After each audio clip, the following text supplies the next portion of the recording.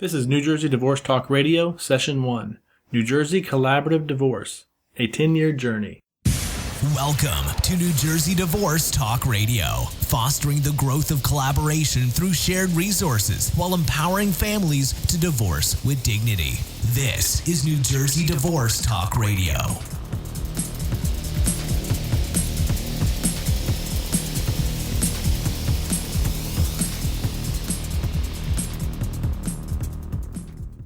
New Jersey Divorce Talk Radio is brought to you by the Collaborative Divorce Professionals Practice Group, independent interdisciplinary divorce professionals serving Monmouth, Middlesex, and Ocean counties. For more information, visit njcollaborativeprofessionals.com. Hi, everyone, and welcome to Session Number 1 of New Jersey Divorce Talk Radio. I'm your host, Dustin Cannon. At New Jersey Divorce Talk Radio, we interview leading divorce and family law professionals to give you the information you need to get through your divorce and move on with your life. In today's episode, we are talking about collaborative law, what it is, how it is different from traditional divorce litigation, and how collaborative law can benefit families who are going through a divorce. Our guests today are Linda Piff, a divorce attorney and pioneer in the field of collaborative law, Madeline Muse, a licensed clinical social worker, marriage and family therapist, and divorce coach in collaborative law cases. We also have Anne Marie O'Hare, a certified public accountant whose practice is focused on providing clients, attorneys, and other professionals with the information needed to assist them in resolving financial issues in matrimonial matters. Before we jump right into the topic of collaborative law, I wonder if you could tell us a bit about your practice and what drew you into collaborative law. My name's Linda Piff. I'm a divorce attorney. My firm handles only matrimonial matters. My practice is devoted to collaborative law, mediation, and economic mediation. I was drawn into collaborative law because of a terrible incident that happened after a full matrimonial trial. I represented a wife in a divorce. The husband was represented by a colleague of mine in Ocean County. At the end of that trial, the husband and wife did not speak to each other. And I had one sibling that was living with my client and another sibling that was living with the husband. At the end of that trial, the tragedy was that neither sibling spoke to the parent with whom they were not living, and worse yet, neither sibling spoke to each other. So it was at that point in my career that I decided I had to change the way parties were divorced in New Jersey or choose a different career path. I spoke with my colleague, and we decided to try to research ways that families could collaborate on divorce. With the internet, we Googled in collaborate on divorce and discovered that there was a way that had been invented by Stu Webb in 1990 in Minnesota. So my colleague and I began the path of bringing collaborative law to New Jersey. And we'll talk a little bit later during the broadcast about how that path has developed. It sounds like that really made an impact on you. Had you been practicing for a while and this was just the worst case that you'd seen yet, or? It really wasn't the worst case, unfortunately. It was a culmination of divorce cases that resulted in my decision to try to practice a different way in New Jersey so that parties could amicably resolve their differences. I had been practicing as a litigator for 20 years. And I decided that I could no longer participate in having families literally ripped apart. So I was either going to become a landscaper or develop a different way for parties to divorce, because the devastation on the family was so apparent. Oh. So did you have experience in landscaping or just a personal interest? I had no experience in landscaping whatsoever, but I liked the outdoors and I liked training, so I figured that the exercise would be good for me. And I did no longer want to participate in a divorce proceedings where I destroyed families because I could not handle that as a way of a profession that I had chosen. Well, it sounds like you did find a way, and you certainly found a better way that is not only not destroying families, but actually creating a very positive way to end a marriage. Madeline, what about you? Tell us about your practice and how you got into collaborative law. The focus of my practice as a marriage and family counselor is to help individuals, couples, and families with the transitions in their lives. These transitions may be expected, such as marriage or birth of a child, or unexpected, divorce, serious illness, loss of a job. And while all transitions can be challenging, I think that divorce is one of the most difficult and complex for all families.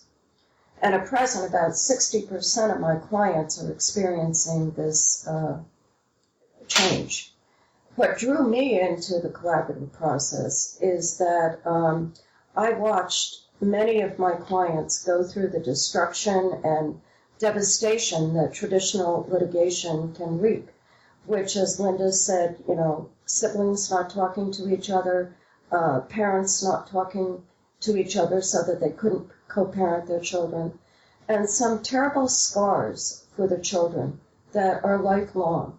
And about 9 years ago, Linda introduced me to the collaborative process, and when I heard about it, I thought, okay, this is a much better method for my clients and for the families. So I got trained and became a trainer myself, and I've never looked back. That sounds great. So is collaborative process, is that the bulk of your practice now, or? It's a large area of my practice. I do a lot of marital and family counseling, but when I am a divorce coach that I help people in the collaborative process learn how to communicate and do a parenting plan and co-parent their children. Okay. And I want to talk more about what a divorce coach is, but I think we'll get into that just a little bit later when we talk about the different roles of the team members during the collaborative process. Okay. Anne-Marie, tell us about yourself and your experience with collaborative law. Well, I'm a CPA, and I am also a certified divorce financial analyst. And I can't tell you there's one moment that was the actual tipping point for me for collaborative law. It was a culmination of things where I had, as an expert, as an accounting expert, I would watch families become financially destroyed, where, yes, the lawyers and the accountants in the case were certainly going to be able to afford to send their children to college. The children of the divorcing couple could not, because they had used up their children's college funds and they had used up their retirement funds to fight each other in the divorce. One of the things that really hit home with me is I would watch people would come to me after their divorce was over and show me their agreements, and they didn't have proper information to make the decisions that they made. So they didn't understand the implications of what they had signed on. So while they felt that they won because they received their house or whatever it was that they received in their divorce, at the end of the day, they weren't going to be able to survive more than 5 or 10 years on what they did have, because they didn't understand what they were only looking at today and looking at, I have to win this asset, I have to win this money, or whatever it was, without giving consideration to where they were going to be 5 or 10 years down the road. So when my friend Linda called me and told me about the collaborative process, I was very quick to make the jump, because it was very important that families through a divorce process are not in total financial ruins at the end of the day. My practice is I primarily work in the matrimonial area, helping people to resolve the financial issues of their divorce. So you mean the bulk of your practice is within collaborative law? You don't do other work? Well, I do some tax work, and I do, because in order for me to be effective in the work in collaborative law, I need to be on top of things like the tax law, and the tax law is always changing. So I do, in fact, have a small corporate practice and a small tax practice, doing about 100 to 150 tax returns a year, because that enables me to be continuously on top of an ever-changing law or laws. It sounds kind of like you had a similar experience to Linda. You were talking about just seeing couples that had just devastation financially. Was it just a bunch of cases that you just saw over time, or was there one big case like Linda where you just said enough is enough? Well, actually, the case Linda was referencing, I was the financial expert in that case. So, yes, that was one of the ones that was the tipping point for me. I would tell you, for most part, it was a composite of cases. However, there was this one woman who came to see me about a year after she was divorced because she had to prepare her tax return for the first time, and she brought me her marital settlement agreement, and I'm reading through this agreement, and she had taken this very large lump sum buyout of alimony. So I had suggested to her she needed to go see a financial planner on how to handle this money because she was going to need it going forward. And she had spent the money. She had purchased a new car, and she went on vacation and refurnished the house. And so what she had left was a house, but she had no money to live on. And I thought to myself, if you had financial advice, because at this point there really wasn't much I could do to help her. And that's why if you have that information prior to making the decisions you make in your divorce, you will be able to move forward with the rest of your life financially. So people came to you during the divorce process, even before you were doing collaborative law. It's just that it sounds like they came to you too late. Well, the woman I'm referring to came to me actually after her divorce was over. Most people did not come to see me during the process, other than those that I was hired to be the expert in the case. And as the expert in the case, I would be asked to do certain things in terms of cash flow analysis and business valuations and stuff. But I generally was not involved in the settlement of the case. My job was to just give them the numbers, and then they worked out the settlement. Now I take a much more active role in helping them to formulate a settlement that's in the best interest of all parties, and particularly of moving this family forward. Okay. So what is collaborative law? Collaborative law is a process. It's an out-of-court process. The parties sign a contract not to litigate. That contract is called a participation agreement. It's a client-centered approach to handling divorce cases. The goals of the client are very important to the outcome of the case. And as a collaborative attorney, I'm focused on my client's goals, but I'm also concerned about the spouse's goals. So both attorneys are working to help achieve the goals of both clients. And while that may sound impossible, it's very often done in a collaborative case. In a collaborative case, if the parties have children, the children are always considered a priority, and that helps set the foundation for a settlement for the parties. It's also a team approach, as you've heard a little bit about already, to resolving disputes. We often use a divorce coach. Our divorce coach, such as Madeline, would develop a parenting plan, help the parties learn to communicate.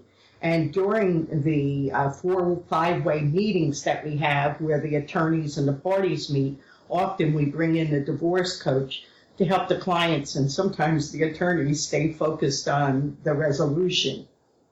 We also bring in other team members, such as you heard Anne-Marie speak about her role as an accountant. She often performs business evaluations and lifestyle analysis for us. If there is a business, it's very important to have Anne-Marie's input. At times, we bring in also what's called a certified financial planner to help the parties with spending plans and with how they can move forward so they don't end up in the position that Anne-Marie's described, where they're out of money in 1 year and no resolutions possible at that point. We try to plan ahead so that everybody can move forward with their lives. And if I might, this is Anne-Marie, if I may add something to that, when a couple makes a choice to get a divorce or decides to go down that road, each divorce has three essential elements: the financial element, the legal element, and the emotional element. And all three of those elements have to come together in order to come to a true resolution of the case. And the idea of a team is that you're bringing in experts in each one of those areas to help this couple with the process and to work together and in dealing with what this couple has to deal with in today as they're in the process, but also giving them the tools to move them forward as a family living separately.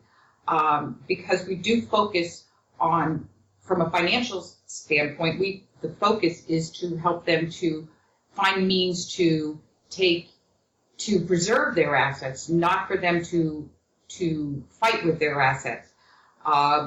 We work as a team, we work collectively to help this couple achieve the goals and objectives they have for where they see themselves, not only today, but a year from now, 5 years from now, and 10 years from now, as individuals as well as part of a family. That just seems to make so much sense. And you mentioned the financial, legal, and emotional components that are involved in a divorce. And I can see why this process is just so much better, because the traditional litigation process, I don't think, takes in any account of the emotional aspect of it, does it? No, it doesn't. This is Madeline speaking, Dustin.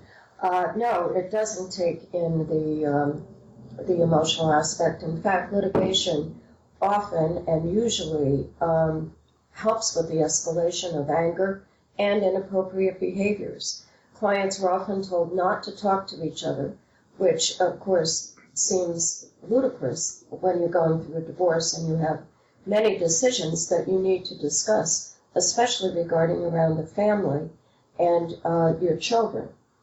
So in the collaborative process, we as a team and I as a coach help the clients with their feelings of anger and help the couple solve any immediate issues that are causing that anger.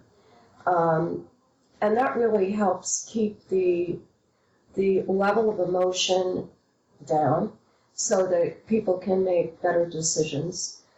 It helps with the kids so that they don't have to witness their parents fighting during this divorce, or the cold, angry tension that happens when parents don't talk to each other during the litigation process. So I think that it's a much, much better process in the immediate time that they're going through the divorce, and certainly for the future, because it's very forward-looking. We ask our clients, how do you want your children to remember this divorce time? Where do you want to be in a year? Where do you want to be in 5 years? And that takes them out of the here and now, because they can't even imagine where they're going to be in 5 years. So we want them to imagine, what are consequences are your actions going to have in a year or 5 years if you and your spouse are so angry that you cause irreparable damage. So I find that it really helps. And I'm sure that when they're in traditional litigation, each party is focused on quote unquote winning. Am I correct? Absolutely. And when you're focused on winning, I can't imagine how you can really be thinking about these issues that you talked about. Where do we want to be 5 years from now? How do we want our children to remember this? And so that certainly makes a lot of sense. Did you have anything to add to this, Anne-Marie? Well, I would tell you, and this was probably one of the most difficult things as an accountant, because we are so structured in the way we think and our analytical minds that I shouldn't say never, but we don't think in terms of the emotional elements of the money. And in this practice, we see all of those elements come together with working with a coach, as a financial person working with a coach, it puts things much more into perspective as to addressing the questions of why. It no longer becomes a question of I'm entitled to, but it's a question of why do you feel you need that? And when we understand the why, we have the ability as a team to guide them towards a better resolution.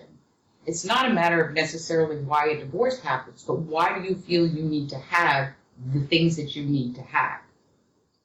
And as a financial professional working in the team, I also understand much more about the interrelationship of the family and the children.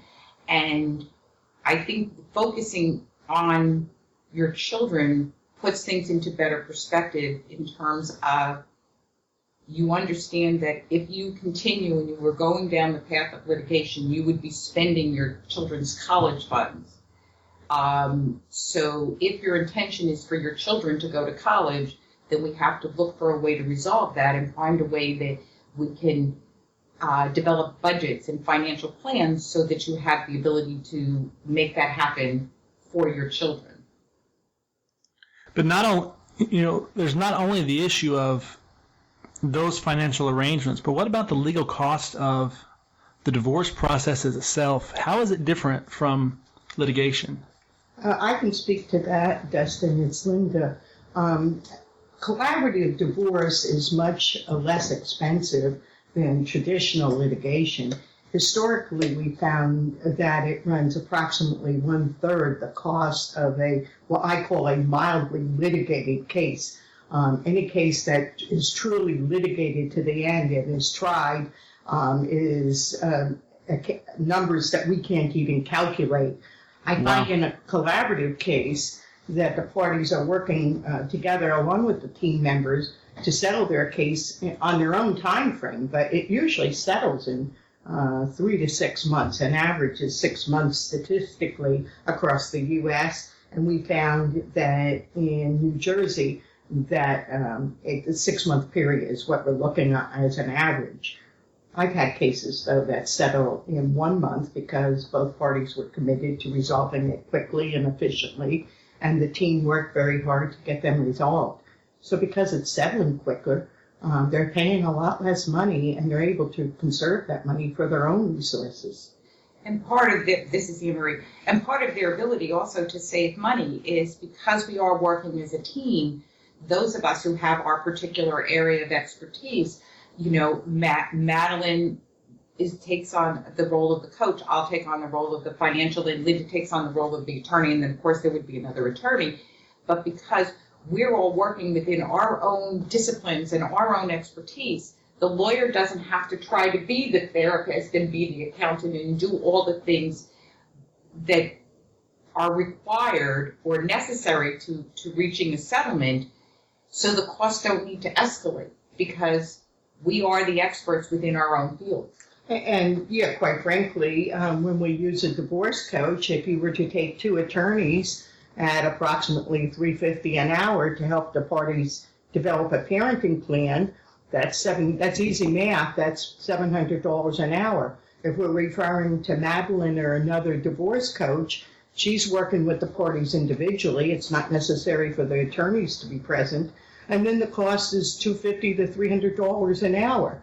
So it's a cost savings. And it's not only a cost savings, though. Madeline has the expertise. She knows about developmental ages of children. So they get a better quality product for far less expense than if two attorneys are trying to help them with the parenting plan. Plus, I would think that in traditional litigation, the attorneys are spending time and money on efforts and strategies that are simply meant to discredit the other party or make the other party look bad instead of trying to move to an actual resolution of the case. Whereas in this situation of collaborative process, all of the efforts are directed toward what is in the best interest of all parties and reaching an agreeable settlement. Yeah, that's absolutely true. In litigation, it usually starts out with a motion to compel support, and the tone of the certification sets the tone for the entire case. It tries to discredit the other party. The spouse gets offended. They in turn retaliate with a certification, saying facts about the other party that are either exaggerated for their own benefit to win. So it's pitting one attorney against the other attorney and the client against each other for a win-at-all-cost approach. So as the conflict escalates, the costs also escalate by all means. And because you have a team, you're not pitting experts against each other. In a traditional litigation case, you may have two accountants in a case, and you may have multiple therapists who deal with parenting plans and such like that, and the number of experts, because it becomes the battle of the experts. So costs just continue to soar, because now you're not only are you duplicating, you're duplicating all the efforts of every person in the case. So, and it becomes, as Linda points out, it becomes this win at all costs. Okay, and for me, one of the biggest differences is it doesn't matter whether I'm right. It matters what's right for this family and what's right for this couple. So I'm not challenging another accountant. I am looking to do what's best for this family, as are all of the other members of the team. And really, isn't that what both parties want in the first place? Absolutely. They just want to move on with their lives. I think most people just want to get out of the marriage and move on with their lives. And it sounds like the traditional legal process just wasn't really structured for the divorce process. It wasn't really structured for the good of the family and for helping people move on in a very healthy way. What about the issue of, a lot of people go through a divorce and both sides are trying to air the dirty laundry of the other. And there are issues of very private matters that become public knowledge. Does collaborative divorce process have protections in place, or how is that issue different? Well, in a collaborative process, all team members, the clients agree that all team members can speak to each other.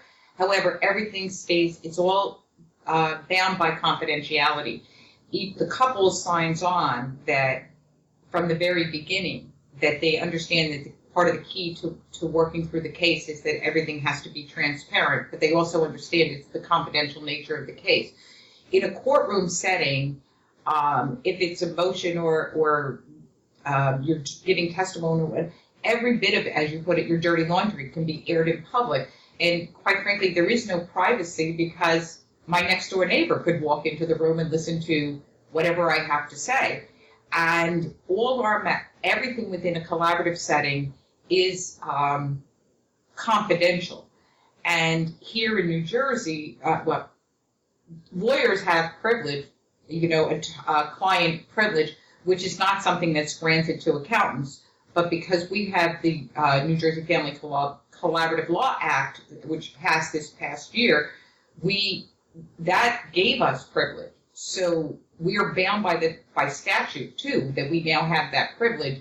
So everything stays within each session, each meeting, and while the team members will talk to each other at various points in time, nothing we say within the team is shared with anybody outside of the team. And as a result, nobody has to know other than the people who are all part of the team. It's also, in terms of confidentiality, it starts the day the parties sign the participation agreement, and it ends the day they sign a full property settlement and support agreement. So that's really critical for people that are public figures. They certainly don't want filings with the court relating to their income or relating to their dirty laundry that may be aired. It's also important for people as it relates to disclosure of income. Some people do not want their full income disclosed, and so that's also protected within the process. Quite frankly, some people don't want the fact that they are in a negative position in terms of income disclosed. So from many perspectives, it's important that it remain confidential, and they're guaranteed this with the collaborative process. All members of the team are fully protected with the confidentiality, and they are not permitted to disclose going forward if in fact the matter is what we call falls out of process. By falling out of process, I mean it's not successful and the parties decide to litigate. In that circumstance, none of the professionals involved are allowed to remain in the process. It sounds like a negative, but it really is a positive because the clients have devoted time and finances to resolving their dispute. So they don't run away from the collaborative process. They understand that they stay in the mix of it and negotiate in good faith to a conclusion because they trust the team members that they've become involved with. And, Madeline, did you have something to say about confidentiality? Yes, confidentiality, of course, is very important. And as Linda and Anna Maria said, it's we do have confidentiality within this process. And that's a little different that the fact that I can talk to the attorneys and the financial people and the other members on the team about what goes on in our sessions for parenting and communication. And a lot of times people want to be heard. When they've been hurt, clients really need to have somebody listen. They think that if they go in the traditional process, they're going to get to their day in court. Of course, they usually don't, but they don't know that. So being heard, but yet keeping it confidential within the team, I think, is very important, as is signing the agreement that they're going to stay in the process, because all divorce gets hard at some point. And when they've got enough skin in the game and they trust the team, they're more willing to be able to go on and carry this to the conclusion that they need to. Okay. You mentioned mediation earlier, and I know that a lot of people are probably thinking that this sounds similar to mediation. How is the collaborative process different from mediation? Well, I often have clients coming in asking me that very exact same question on initial consult. In mediation, there's one mediator who serves as a neutral party trying to help both clients arrive at a resolution. In collaborative, each party has an attorney by their side at all times. That's the primary difference.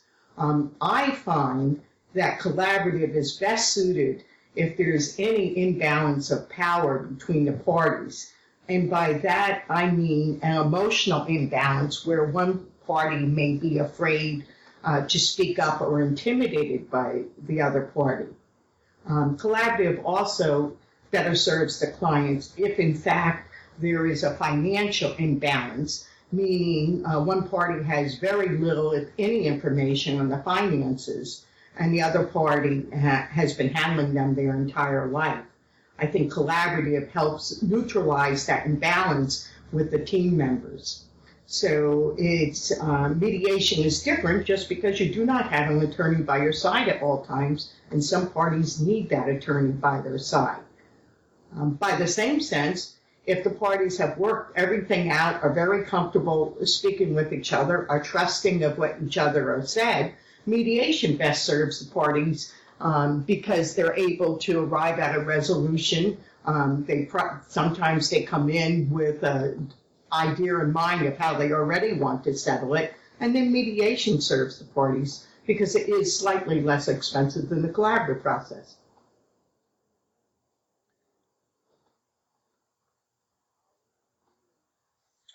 One of the things that is helpful with the collaborative process that's differing from the mediation process is also the parenting plan. I do a parenting plan, which is really a roadmap of how these parents are going to continue to co-parent their children. And I, as many divorce coaches do, take into account the developmental needs of the children. That's different, certainly, than what happens in both litigation and mediation. And this provides stability and a point of reference. That reference is very important because circumstances change as couples move on with their lives, and they need something to go back to know what they decided and why they decided it at the time. That parenting plan is a roadmap, and that contains a weekly schedule of how the parents are going to parent their children weekly, holidays, special days, how they're going to handle the future of their children's education and college, and as much into the future as we can see. And that's really, I think, very important, and it's different than what would happen in the mediation process. Madeline, you said that circumstances change, and I know that for a lot of people that have been through a divorce, they find that this is the case. I know that you're talking about putting together a parenting plan during the collaborative process. How do people fare, say, 5 years from now, who have other changes? And I know that people will sometimes go back to the legal courts because they have circumstances that change. Do we find that people that have went through collaborative divorce are better equipped to handle future circumstantial changes? Well, that's a good question, Dustin. Yes, I definitely think they're better equipped because they have learned how to communicate more effectively. But in addition to that, I tell them that, yes, circumstances will change. Some of the circumstances that will change are the fact that their children are getting older, their needs are going to change. Another circumstance that will change the agreement is if one of the parties gets married or moves away. One of the things that clients are able to do in the collaborative process is come back to the collaborative person or any collaborative divorce coach to help them renegotiate parts of the parenting plan. And this is very important for them to know that, number one, the parenting plan is not set in stone. It is flexible, and it needs to be flexible because everybody's needs will change, and there's a way of dealing with that. And clients do come back. And Dustin, it's Linda again. In terms of coming back to the collaborative process, we've been handling collaborative law for almost 10 years now. So I've had several instances where a spouse may lose a job and was paying alimony, and both parties asked to return to the collaborative process to come up with some interim arrangement until the spouse gains employment again. So instead of going to court and filing a motion, which is very costly, and having the judge set it down for economic mediation, and then having the judge set it down for a plenary hearing if you can't agree, I've had circumstances where they've returned, both attorneys participate, we sign a new participation agreement, and we're able to settle that loss of employment issue in 2 hours and come up with a consent order, and then we're allowed to file that consent order with the court. So it's expedited. and it's cost effective, but most importantly, it's because the parties have learned to trust each other and communicate post-divorce, that they're willing to sit down and negotiate a fair settlement once again as it relates to any substantial change in circumstance. I agree with you, Linda, and I think one of the important things that clients learn from the collaborative process is that they learn that this is a process that they can use to solve problems, because they all come in with issues about children or finances or whatever, and at the end of the process, they've resolved those problems in this process. I find too, this is Emery, I often find too that during the process, and those that come back to the process for whatever reason, in my case it generally involves a financial issue, that they find their voice. And when we talk about things like imbalance of power and things of that nature, through the process, people grow and they find their voice, and they're participating in the decision-making process. No one is making these decisions for them.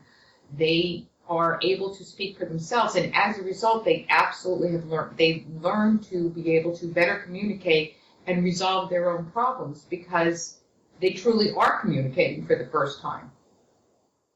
I've even had cases at the end of the case, the client would say, we are able to communicate so well during this and after the conclusion of this collaborative case. I wish we had been able to communicate like that during the marriage. Maybe we wouldn't be here today.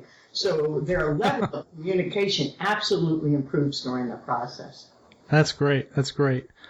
It sounds like their expectations are set from the beginning, that we work together to ensure that everyone's interests are met. And so in the future, they have that expectation going forward. It sounds like they're less likely to resort to the courts in the future as well. So I know that you each have different roles. Linda, you're an attorney. Madeline, you're a divorce coach in the collaborative process. And Anne-Marie, you're the financial professional. Can you describe your roles as part of the collaborative team? So it's Linda speaking. It's my role to advocate for my client, but with the understanding that my client remains central in the decision making.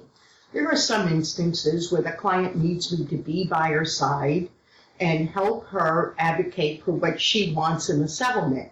There are other instances where she needs me to be the voice for her. And there are other instances where I can take a back seat and let the client speak her voice. So it's important for me to advocate when necessary, but not always in the collaborative process. It's my job as a lawyer to discuss the law with my client. It's unheard of to discuss the law openly with your client in a litigation case when you're at a meeting with the other attorney. But very often during the collaborative process, both attorneys will participate in discussing the law with the client. I prepare my client for the meeting. A collaborative case has a 4-way, 5-way, or 6-way meeting, depending on how many professionals are there. It's my job to meet with the client ahead of time and to prepare him or her for the meeting so they're not anxiety-ridden during the meeting. We work off of what I tell my clients is an agenda. It's like a business meeting. We're not going unprepared. We're not going to have surprises. We're going to work off of the agenda and try to work through the entire agenda for the meeting. So clients are more relieved when they know what format we're following rather than just attending a meeting without an agenda.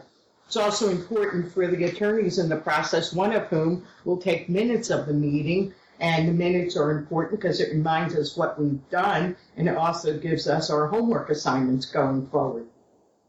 I also make sure the documentation is requested. I work with Anne-Marie or another accountant, if there's a different one in my collaborative cases, to make sure all of the documents are produced that are relevant and make sure they're updated as necessary throughout the process so the clients can make informed decisions.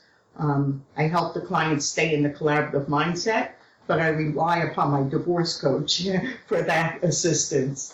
And when the case is finally resolved, I am allowed to go to court I file a complaint for divorce, or I file an answer to the complaint, and we go to court and we put the case through. It'll take about 10 minutes to put the case through as an uncontested case, and we are able to get into court within 35 to 45 days of the case being resolved. So I do act as an attorney, and I am allowed to file pleadings with the court, but only after I have a full agreement. So when you go to court, do the parties have to go and appear? Some counties don't require the parties to appear. My primary county is Monmouth, and they require the parties to appear. But I can tell you, when I appear in court with a collaborative client and they see all the chaos that is moving in the hallway and in the courthouse, they're practically sitting on my lap by the time, because they're so scared of what's happening. They can't believe that people behave in that manner. And by the end of the case, they are so relieved that they went through the collaborative process. They have to thank me all the way down the courthouse and out of the courthouse, because they can't imagine having to be involved in that process for a year and see and interact in that type of chaos with the court system. So Madeline, you're a divorce coach? Yes, as a divorce coach on the team, I have several important roles. One of the things I help clients do is learn how to articulate their needs. And clients sometimes can't even think of what they do need in a divorce. Oftentimes, one client wants a divorce more than the other. That client, the one who wants the divorce, knows what they need and knows what they want. The other client may not even want the divorce and can't even conceive of what they may need. So helping clients articulate their needs is essential so that they can negotiate a fair agreement that is good for them. I help them develop effective communication styles. As Linda says, oftentimes they haven't communicated well before. So this is a chance for me and them to learn how to communicate much more effectively, so that they can operate in the team and during the process, and also, more importantly, as co-parents. I help manage the strong emotions that might come up during the team meeting. Oftentimes they do come up, and I monitor, okay, what client is having a little trouble with this? Do we need a break?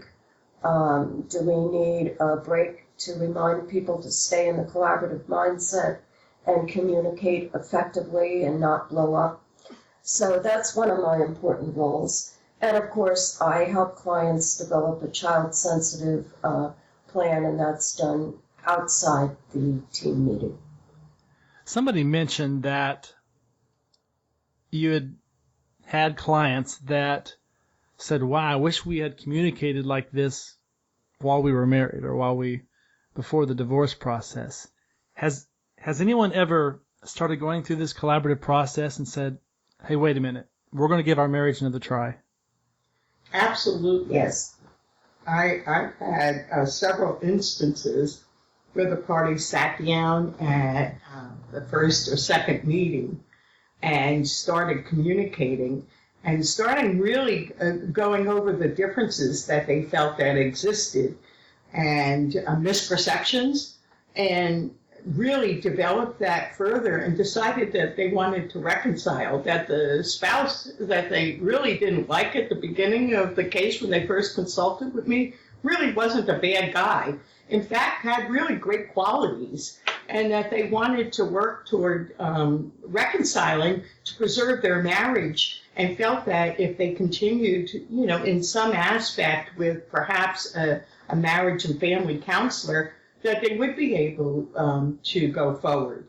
One of those reconciliations didn't work out, but they were able to come back to the collaborative process and resolve their disputes in 2 meetings because they had really gained a different understanding of each other.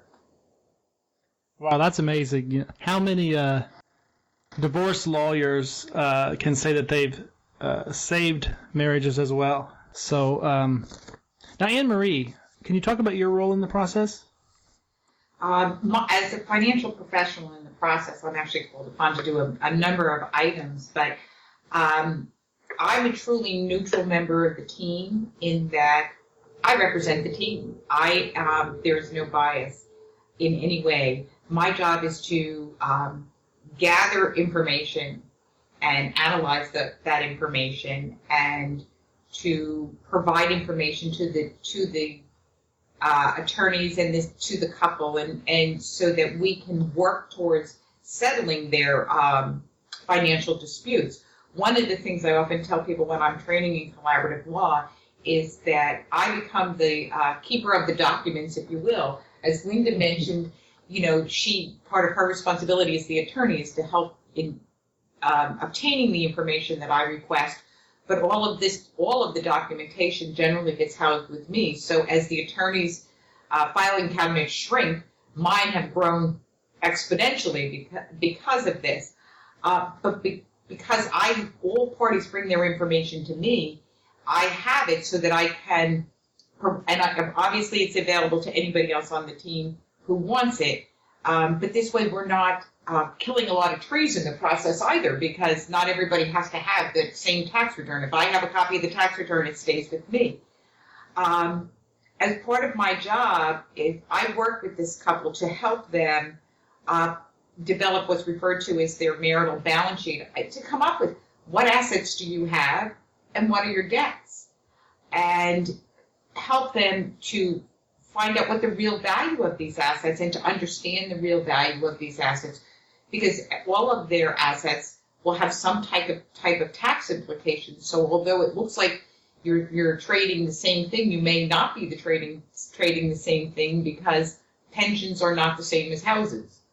And that is true of when you develop the balance sheet, what we're looking at is to say, well, yes, these have the same value from a financial standpoint at this moment in time, but 5 years from now or 10 years from now, that may not be true. I also, in developing that, if they have a business, it would be my responsibility to determine a business valuation. Or if there's pensions, I may be called upon to determine the value of pensions, and if there's a marital and a non-marital portions of certain things.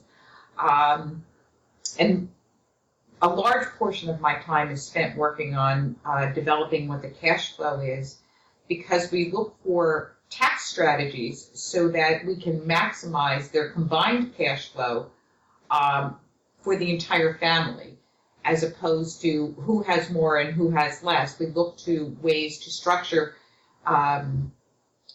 settlements so that we maximize every tax benefit that's possibly out there to help them to create wealth as opposed to spend wealth.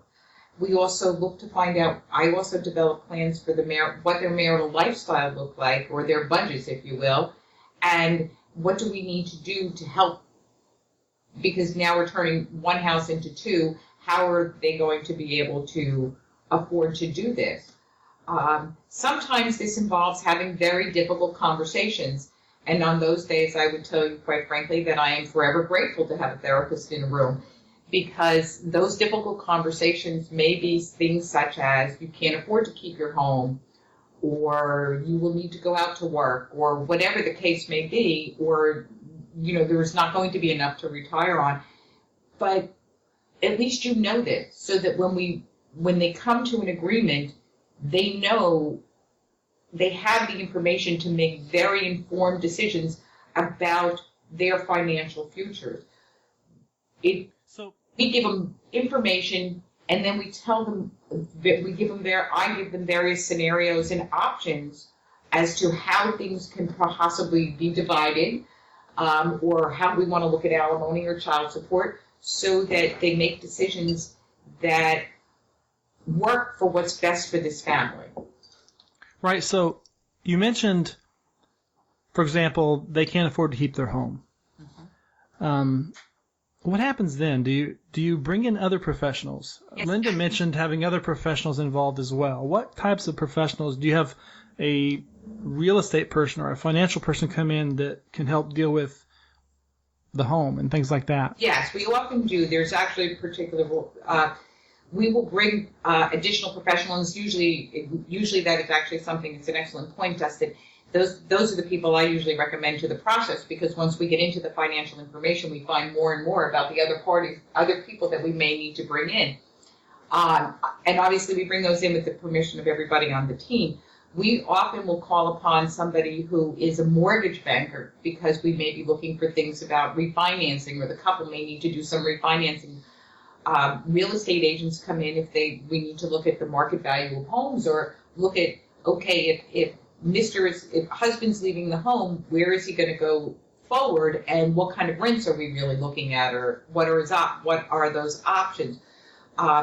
We very often, part of my job as a financial person is to educate people, but that doesn't mean I'm a CPA, and when we talk about having financial planners, maybe that is who the person needs to go to outside of, we would recommend people to financial planners for them to seek counsel from.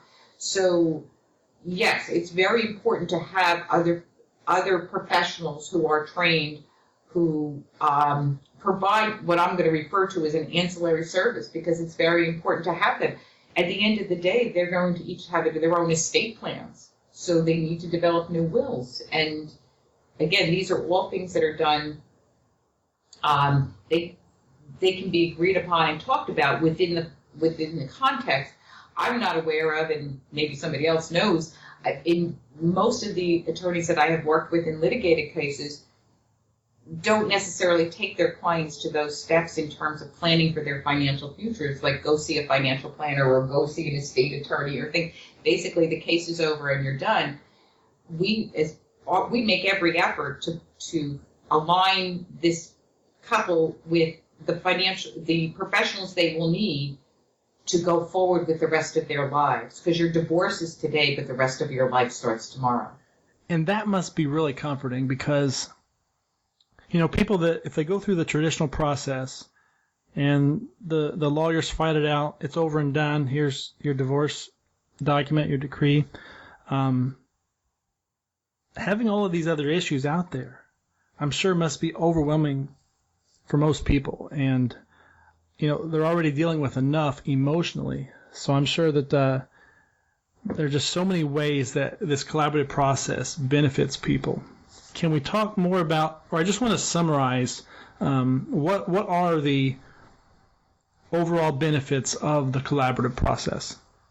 I can speak to that, Dustin. It's Linda. And it is a summary, because we've all mentioned the benefits today of collaborative process.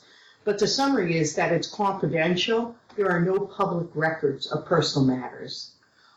It is less expensive, considerably so, than litigation. The parties learn to communicate and develop ways to problem solve, both with the divorce and for future problem solving. And the cases settle in much less time than a litigation case would settle. An average is 6 months. A litigation is anywhere between 14 months to 2 years in the Monmouth County and Ocean County, where I practice. I've often spoken with senators in Assembly when we were lobbying for the New Jersey Family Collaborative Law Act, and I would succinctly tell them the benefits of collaborative law, and everyone's response was, why wouldn't everyone go through with a collaborative divorce process rather than litigation? I don't understand why people choose the litigation route after you tell me about these benefits. One of the benefits that I see is going from one nuclear family to a binuclear family. When people come in, they're often discouraged and feel that they've been a failure. No one gets married to get a divorce. However, when they see that, no, we're forming two families, you're not just losing one family. And we work on how they can do that. As their communication gets better, they gain some hope. They're less fearful that they're going to lose their family, and they see that, yes, I am a family, mom and the kids, and dad and the kids, and that's a very important benefit. And from a financial perspective, I think in many of my cases, what I see is that for the first time in this couple's relationships, they're realizing their true their financial or economic realities, and sometimes it's much more than they had thought, and other times, unfortunately, and more often the case, is it's kind of like the financial wake-up call. And at least now, instead of spending all of what they have or what little they have sometimes in fighting, they're looking for ways to preserve what they have built during their marriage. We are giving them the information, solid financial information, that this is what you have today, and if you continue down this path, or the different paths that you can take, and where those paths will lead you to your financial tomorrows and the financial security for yourself and for your family today, tomorrow, 5 years from now, and 10 years from now, through your retirement. Well, I think that those are the things that everybody wants, and like you said, Linda, I just can't imagine why anyone would want to do this any differently. It sounds like you told your story, how you got started in collaborative law, from seeing families just destroyed, children becoming damaged emotionally from the process, and that's what got you started on the path to this collaborative law process. Where have we come since you started that? Can you tell me about the progress that we've seen in collaborative law since then? Well, we did start with a small group of 10 like-minded people sitting around a conference table in Ocean County. Actually, it was Anne Marie's conference table in Toms River. We started that in August of 2004. We felt it appropriate that we would get permission from the New Jersey Supreme Court for attorneys to practice collaborative law, so we sought an ethics opinion. We were granted that permission in December of 2005. From that small group of 10 people, we formed one practice group, and that practice group grew, and new practice groups were formed. So we have one practice group, and by the time we got ethics approval, 28 people who were collaboratively trained. Right now, we have 9 practice groups throughout the state of New Jersey with trained collaborative professionals in most counties in the state. Madeline, Anne-Marie, and I have been part of a training team. We've had 24 trainings, and we have now collaborative law scheduled to be trained again in September. There is a greater demand right now by professionals asking to be trained. Part of that I account for the passage of the New Jersey Family Collaborative Law Act, which passed on September 10th, 2014. There was quite a bit of media about the Collaborative Law Act, and that has prompted inquiries from professionals and from clients asking, what is collaborative law? Can I be trained? The professionals are asking to be trained. So there's new interest generated in it as well.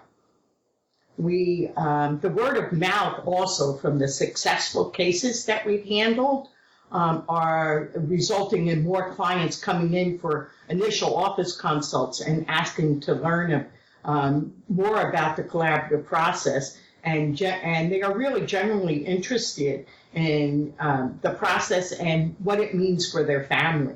So finally, people are coming in and asking for collaborative law. It took us probably the first 6 years of us educating the clients, but really no one had an idea what collaborative law was, 8 years ago, 7 years ago. You mentioned other lawyers, more and more lawyers wanting to be trained, and other professionals wanting to be trained in the collaborative process. As people are out there, they've listened to this show, they want to learn more about collaborative, and I'm sure they will call you, of course, but as they're looking for an attorney, and they're interested in collaborative law, the question that comes up is, in New Jersey, does an attorney have to have so much training or be certified in some way in the collaborative process before they can practice collaborative law? Is that a requirement? Well, that's a really good question, and it's one we're often asked. During the efforts to get the New Jersey Family Collaborative Law Act passed, there is a premise that attorneys are governed by the administrative office of the courts. Our conduct is governed by them. In the lobbying efforts, we came to learn that the administrative office of the courts did not want the legislator dictating attorney conduct.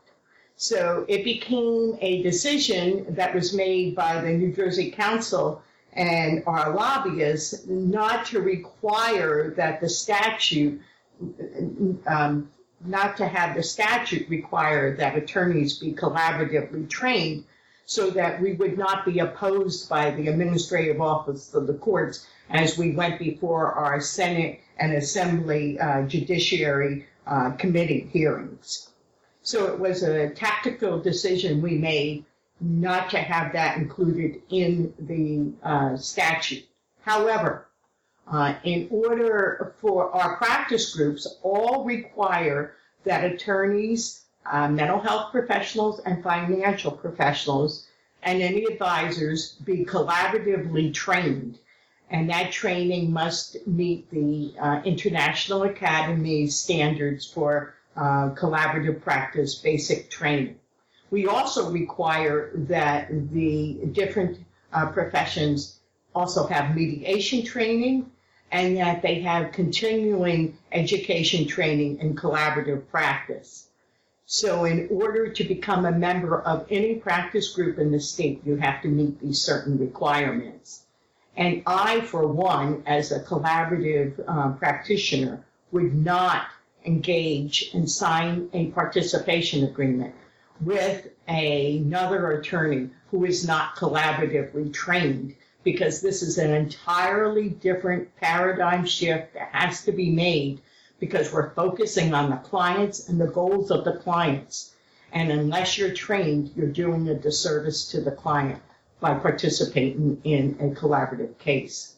I would just wanted to add to that, if I may, that in New Jersey, we formed a state council that has representatives from all the practice groups throughout the state.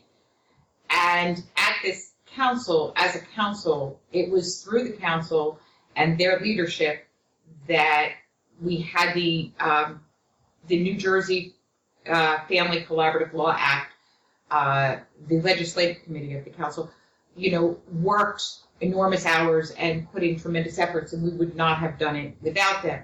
Well, so currently at the council, we are working towards protocols that will help to address these issues of how people can practice more uniformly throughout the state. And as Linda mentioned, we follow the IACP, the International Academy of Collaborative Practitioners. We follow their guidelines in terms of protocols and procedures. And interestingly enough, although we in the state of New Jersey are only 10 years old, the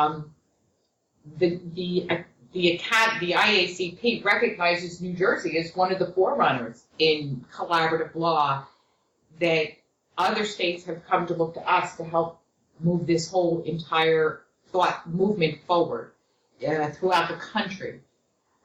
Because as we've all, I think you can pretty much tell, we're all passionate about what we do, and we do see it as the better way. Amory brought up a good point. In New Jersey, we have an ethics opinion approving of the practice of collaborative law, and that is one of 13 ethics opinions in the nation. There are also now 10 states that have a Uniform Collaborative Law Act. So New Jersey is definitely on the forefront and a leader in collaborative practice, and we're proud to say that we've worked very hard, all of the practitioners throughout the state, to establish that. as collaborative process, as it has become more mainstream, people are learning about it, and you've got I think you said 10 years you've been doing this now.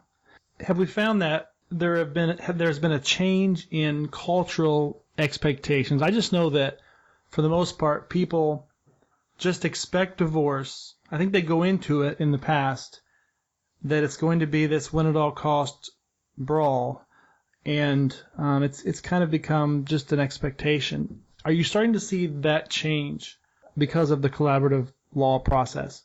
This is Madeline. I'm noticing a great cultural shift. Clients don't want a war of the roses anymore. Although they may see that they don't want to live with their spouse, they recognize the importance of co-parenting, that it's much better for the children and for themselves going forward. So clients are now coming in saying, we want a peaceful dissolution to this relationship. And they're getting it with the collaborative process. Well, that's fantastic. I think that Linda and Madeline and Anne-Marie, if you started 10 years ago with wondering if you could continue doing divorces like you mentioned, Linda, I'm sure that now, having come this far and seeing what you've been able to create and the way that you can now protect families, help them begin new lives after their marriage is over, I'm sure that you're very happy that you didn't go into landscaping, Linda, because I really think that it sounds like it really is a better way that is honestly changing people's lives and helping them have bright futures after their marriage is over. And I certainly don't think anyone can argue that collaborative law really is a better way to divorce. Linda, Anne-Marie, Madeline, I want to thank you so much for coming on the show today. Oh, it's been our pleasure. Thank you for having us, Dustin. Thank you.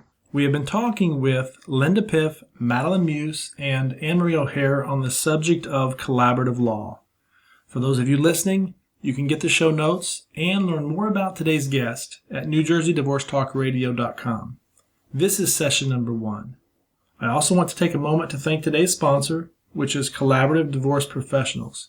You can learn more about the Collaborative Divorce Professionals at NJCollaborativeprofessionals.com. Thank you so much for listening. Take care, and I will see you in our next episode of New Jersey Divorce Talk Radio. New Jersey Divorce Talk Radio, empowering families to divorce with dignity.